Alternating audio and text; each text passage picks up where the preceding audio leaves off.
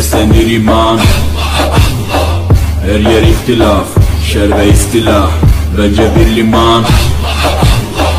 Gerçekte kitapta yazılı bu Kur'an. Dur bak burada flow mus'ab, anlatır hak kitap, yalan ve hakikat, cabası tarikat.